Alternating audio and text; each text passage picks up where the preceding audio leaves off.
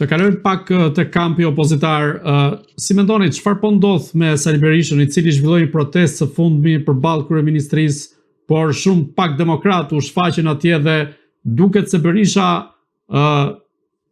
protestat i përdor për presion politik apo sa herë ndihet ngushtë teksa u thirr nga SPAK-u sa i përket dosjes së 21 janarit. E patëm diskutuar të njëjtën çështje në një prizmë diçka më ndryshe në bisedën e mëparshme bashk.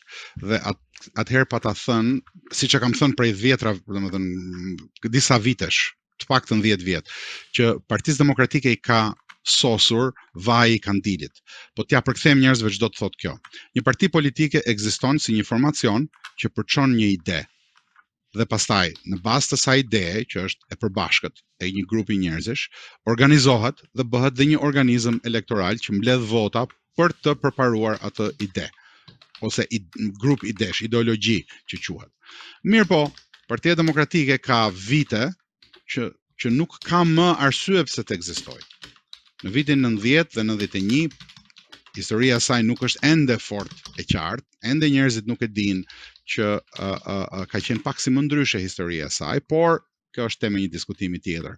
Në vitin 90-91, kur lindi Partia Demokratike, kjo kishte një qëllim të qartë, njerëzit e perceptonin si të tillë, ishte rrëzimin e sistemit komunist dhe shndërrimin e Shqipërisë në një shtet kombë të bekat. E mori pushtetin, e përdori në mënyrën se si e përdori, u rrëzua me dhunën 97-ën, po kishte humbur legitimitetin plotësisht në 97-ën, pavarësisht se rrëzimi ishte i dhunshëm, legitimiteti i Partisë Demokratike në atë kohë ishte pothuajse nën zero, dhe kishte protesta që i përngjanin asaj protestës që cituat ju të para disa ditëve, me 300 vet, 400 vet. Mirë po, Partia Demokratike rezistoi sepse ata që erdhën, Fatos Nano, riinstaluan një version shumë më modern dhe shumë më të prezantueshëm ndaj Evropës të hajnisë. Pra ishin hajna më të sofistikuar, ata që erdhën në krye bashkë me të ndjerin Fatos Nano. Dhe e trajtuan pushtetin në mënyrë të tillë saqë njerëzve erdhin majthundës dhe atyre, dhe me idenë e rotacionit, me idenë që ka ndryshuar çështja, që do të marrë të rit dhe do të qeverisë në mënyrë të ndryshme, Sali Berisha arriti të bindë jo tamam shumicën, se po ta shohim ashtu nuk fitoi shumicën, por me anë të LSI-së dhe të mekanizmave elektoral arriti që të marrë një shumicë të qëndrueshme 2005-2009, të cilën e rekuperoi gjithashtu 2009-2013. Qeverisi në të njëjtën mënyrë dhe u përpoq të imitoj në mënyrat e veta qeverisit e mëparshme, derisa ju erdhin majthundës njerëzve dhe sollën Edi Ramën në pushtet, i cili tani më ka kapur gjitha levat. Pse e bëra këtë lloj historie?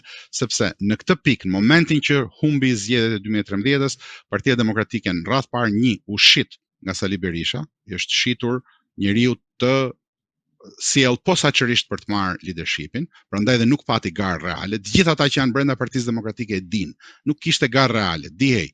Ndërkohë që ju thuaj njerëzve që gara do të jetë reale, unë nuk do të marr në telefon, njerëz, të gjithë kryetarët e degëve merrnin mesazh SMS me emër të kryetarit historik ku thuaj që të votohet për Lulbashën. Pra Lulbasha ishte i dërguari, kjo ishte marrëveshja.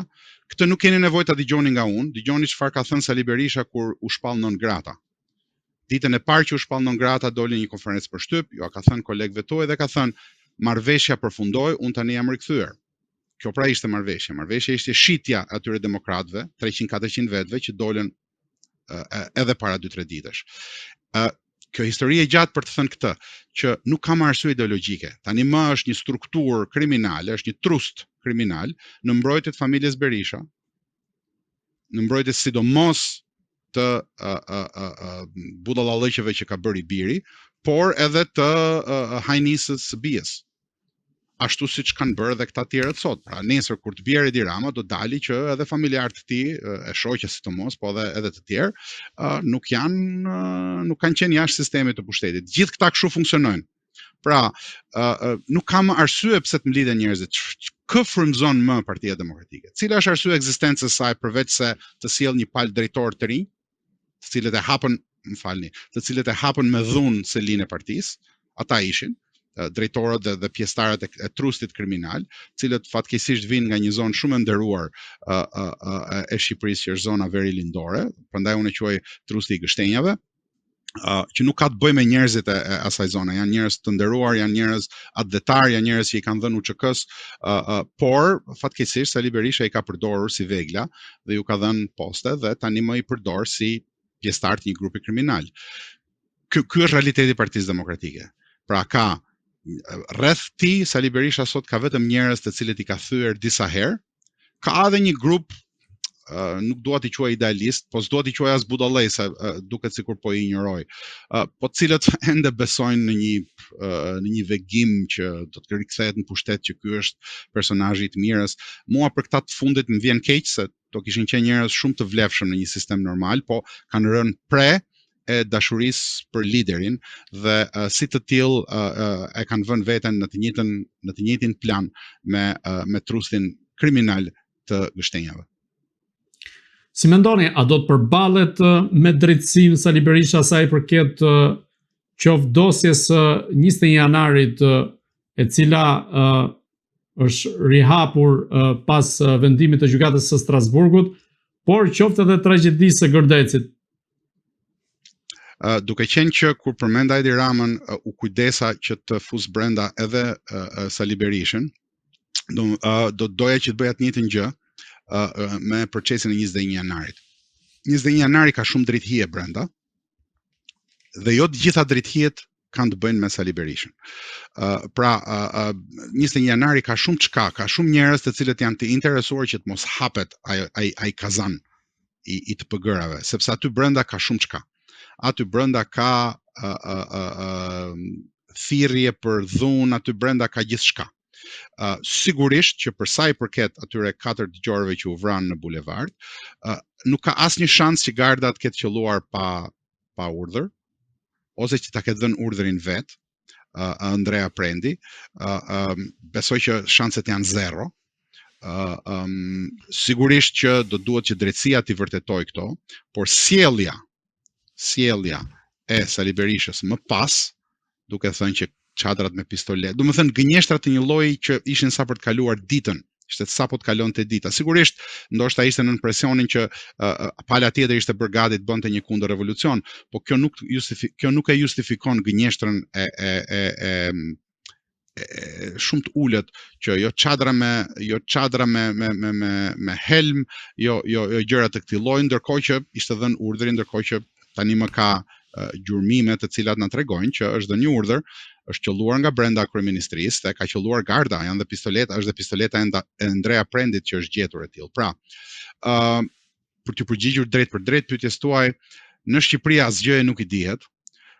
Interesi i mafias që kontrollon Shqipërinë është që kjo të mos hapet, dhe këtë nuk keni nevojë ta dëgjoni nga unë, pyesni familjarët e 21 janarit, çfarë thot ajo e shkreta zonjë që është bërë zonjë tani, ishte zonjush në atë kohë, ishte fëmijë, Ana, të cilës i vran tjatin. Unë besoj që dhe ajo ka humbur tani më besimin që njëra palë ka qenë e mira dhe tjetra palë kanë qenë të këqit. Ajo e di kush ja ka vrarë tjatin, po e di që dhe pala tjetër ka një dorë të rëndë aty brenda, ka një pisllik shumë të madh të cilën të gjithë duan ta mbulojnë. Dhe nuk ka karafil që vendoset në bulevard që e mbulon erën e të pëgërës të dyja palëve. Po sa i përket dosjes së Gërdecit, a do ketë një lëvizje nga drejtësia shqiptare, apo gjithçka është mbyllur me atë rrahje shpatullash të Edi Ramës në atë kohë që ishte kryetari i opozitës dhe Berisha ishte kryeministër, dhe i gjendur në ato kushte dhe i zënë ngusht Berisha me njëherë pas tragjedisë Gërdecit në 2008, më 21 prill të po këtij viti bëri dhe ndryshimet kushtetuese? Shiko, ndryshimet kushtetuese do të kishin ndodhur me ose pa Gërdecin, le të mos kemi ndonjë iluzion për atë punë, sepse interesonin të dyja palëve dhe kishte bisedime edhe përpara Gërdecit. Gërdeci i dha një shtys më të madhe, sepse njeriu që ndërtoi Gërdecin, që ishte ortaku i djalit të ish kryeministrit, pra i Sali Berishës, është sot një nga njerëzit që merr leje ndërtimi në Tiranë nga Erion Velia. Pra, si ta shpjegojmë ne këtë? Mund ta shpjegojmë se është një përkim, një koincidencë, si i thon me gjuhën moderne këta të rinjtë e sotëm. por unë mendoj që nuk ka përkime. Në atë kohë ai ishte një nga njerëzit që ndërtonte më shumë në Tiranën e drejtuar nga ish kryebashkiaku Rama. Pra këtu të gjithë kanë nga një dorë, të gjithë kanë edhe një herë në edhe një aferë tjetër ku duket që këta janë gjithë bashkë.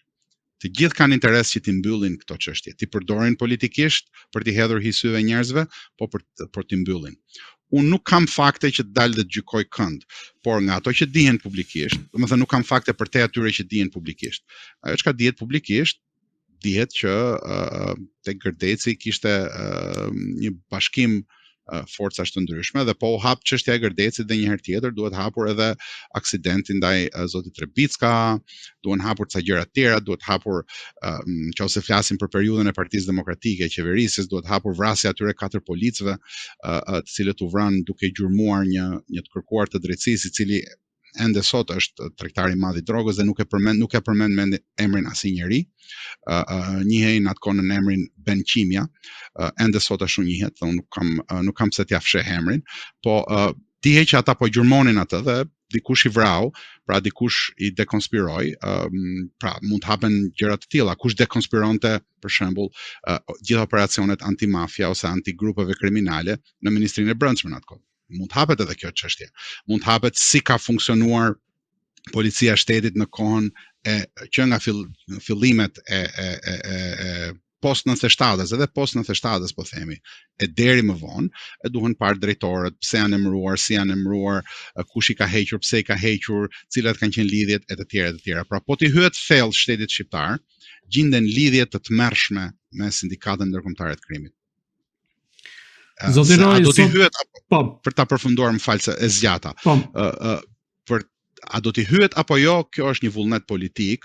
Unë mendoj që paria nuk e ka këtë vullnet, ndaj dhe unë argumentoj me forcë që duhet të jenë shqiptarët që ta mbyllin këtë kapitull. Jo për të hapur librat e të kaluarës, por për të filluar librin e ri. Zotiroj, sot shënohen 12 vite nga aksidenti tragjik i Sokol Oldashit, i cili humbi jetën në këtë aksident. Ju si mendoni, a do të kishte qenë ndryshe Partia Demokratike nëse Sokol Oldashi do të ishte gjallë, apo gjithçka do të vijonte në skemën e Paris-Tiranës? Unë nuk dëshiroj të flas personalisht për personin Sokol Oldashi, sepse e kam njohur dhe e kam pasur mik. Nga pikpamja e gjykimit politik, ata e kanë bërë të tjerë, për sa kohë që ka të tjerë që e bëjnë gjykimin e politik të figurës tij, unë do thoja në përgjithësi që është një personazh politik, ka qenë një personazh politik me drithije. Cilat janë ato drithije, nuk kam dëshirë ta them sot, nuk do kisha dëshirë ta thoja, por mund të them me plot gojën që ata që e dinë se si vdiq Sokol Oldashi duhet ta thonë. Ky është detyrimi i tyre. Duhet vërtetohet se si ndodhi ky aksidenti, si ndodhi që iku dheri, u hoq dheu i makinës, si ndodhi që në një makinë të tillë, çfarë faktesh ekzistojnë e të tjera. Pra, unë besoj që veprimet hetuese më mbrapa kanë qenë të gjitha të lidhura me mbylljen e rastit, dhe fakti që u shpall ditëzie të nesërmen dhe u varros brenda 12 orësh, lë për të menduar. Unë besoj që dhe familja e di, po ndoshta kanë arsye të mbrojtjes së të pasardhësve, për të cilat ata nuk shprehen. Po kjo është spekulimi im, nuk duhet ta them si fakt. Nuk e di, nuk kam të dhëna për atë punë, po preferoj të mos flas për figurën e tij politike. Le ta vlerësojnë të tjerët. Duke mbetur te aspekti politik, a mendoni se ai mund të ishte, po themi, ajo figura politike së cilës sot i mungon realisht Partisë Demokratike për të bërë atë oponencën e dur përballë një qeverisje të atill si ajo e kryeministrit Edi Rama? Nuk do të flas për personin Sokol, do të flas në përgjithësi që çdo kush që del nga rradhat e Paris-Tiranës, duhet thyet, duhet bëj 3 ose 4 ose 5 ose 10 poshtërsi të vogla, dhe 2 është tërësisht i kontrolluar nga struktura që e nxjerr në krye. Dhe si pasojë kjo jep pastaj përgjigje pyetjes tuaj. Çdo kush që del nga ajo strukturë është i farktuar mirë.